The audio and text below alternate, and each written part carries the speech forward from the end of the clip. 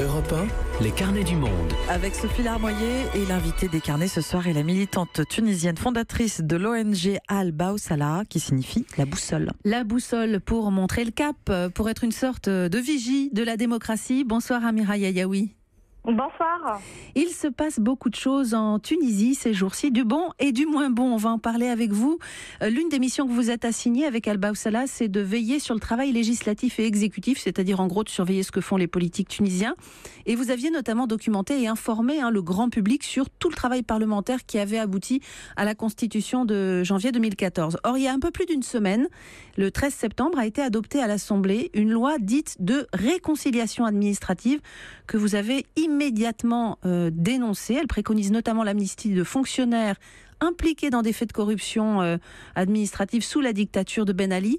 Et dans un tweet ce jour-là, le 13 septembre, vous avez écrit « Ce qui se passe en Tunisie aujourd'hui peut être le début du retour à la dictature, carrément ». Oui, je le pense profondément.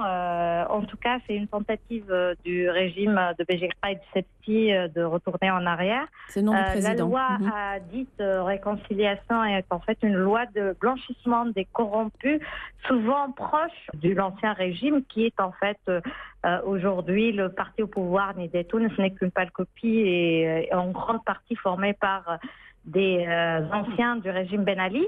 Ce qui est grave, en fait, c'est que cette loi-là est passée quelques jours après la nomination du nouveau gouvernement tunisien, qui est, pour le coup, vraiment réellement formé, surtout dans les ministères les plus importants, par les plus grands propagandistes et les plus grands connus ministres de Ben Ali. Vous dites que c'est une résurgence de l'ancien régime et que c'est un corps malade en train de mourir.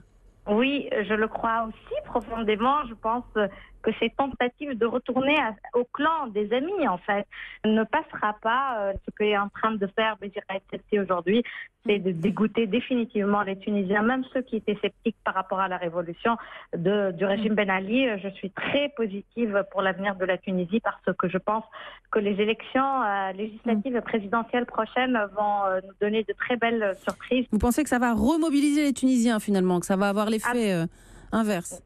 Oui, c'est une remobilisation par le dégoût et la rage, donc c'est la meilleure. Alors au chapitre des décisions positives en Tunisie, plusieurs concernent le droit des femmes ces dernières semaines et mois. Il existait des textes, notamment une circulaire de 73 qui empêchait les Tunisiennes de se marier avec un non-musulman. Et ces textes ont été annulés la semaine dernière. C'était une demande de la société civile. Là, pour le coup, ça va dans le bon sens. Ça va dans le bon sens. Alors, ce qui est drôle, c'est que cette circulaire a été annulée le lendemain de la passation de cette loi de blanchiment des corrompus. Encore une fois, en fait, nous, on n'est pas très étonnés par ça en tant que Tunisienne, surtout femme tunisienne, parce que Ben Ali, sa façade démocratique était les droits des femmes. Et donc, c'est une vieille recette qui était utilisée depuis très longtemps de donner un peu à la femme et d'utiliser la femme parce que les médias occidentaux adorent dire que la femme tunisienne, elle est incroyable et on lui a donné plein de droits. C'est vrai qu'elle est incroyable. De cette loi, de cette circulaire, moi-même, j'ai été mariée à un Français non-musulman.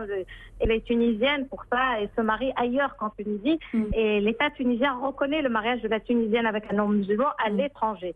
Ce qui a été changé, c'est que maintenant la Tunisienne peut se marier avec un non-musulman en Tunisie. C'est ça qui a été changé. Ce qui est en soi, en effet, une grande avancée. Maintenant, ça touche 4000 Tunisiennes sur les 11 millions. Ce qui est quand même significatif et important, ce n'est pas parce que c'est une minorité qu'on s'en fout, mais la grande déception, c'est que nous, ce qu'on attendait de Béji Caïd Essebsi, qui était aussi un peu une promesse de sa campagne, c'est l'égalité dans l'héritage entre les Tunisiennes et les Tunisiens. Et ça, c'est pas gagné, hein? Apparemment, il y a des résistances. La Tunisienne hérite la moitié de ce qu'un Tunisien a de droit, sauf quelques familles. Par exemple, dans ma famille, j'hérite pareil que mes frères, parce que mes frères veulent ça. Mais ça reste à la discrétion des garçons. Des hommes, Aujourd'hui, le problème réel, en fait, de l'égalité entre hommes et femmes en Tunisie, c'est surtout cette question d'héritage, parce que les autres lois sont plutôt, en tout cas, égalitaires. Mais clairement, ce qu'on voit, c'est qu'il y a des annonces pour avoir quelques articles dans les journaux, un peu à propagande. Mais en réalité, on est à des milliards d'années d'avoir cette égalité dans l'héritage que les Tunisiens vont continuer à se battre pour. Et il y a une énorme mobilisation. C'est un sujet qui a été mis beaucoup en avant en cette période. Et je suis assez confiante que tôt ou tard, ça passera. Pour faire un parallèle entre les deux lois qui sont passées, donc la blanchiment du corrompu appelé réconciliation entre 50 guillemets et le droit de la Tunisienne de se marier avec un musulman, en tout cas appelé énorme avancée pour les droits des Tunisiennes, entre guillemets, encore une fois. En fait, les deux sont inconstitutionnels. Blanchir les corrompus de Ben Ali est inconstitutionnel. Laisser interdire à la Tunisienne de ne pas se marier avec qui elle veut est inconstitutionnel. Pareil pour l'héritage, l'inégalité dans l'héritage en Tunisie est inconstitutionnelle grâce à la Constitution qui a été écrite après la Révolution. Merci beaucoup Amira Yayaoui. On entend bien que vous croyez dur comme fer à la mobilisation de la société civile et que c'est par là que les progrès passeront. Merci. Je rappelle que vous avez fondé l'ONG Al-Baou Salah, l'une des organisations justement de la société civile les plus emblématiques de la Tunisie post-Ben Ali. Merci d'avoir été avec nous ce soir. Merci à bientôt. Beaucoup. Au revoir. Et on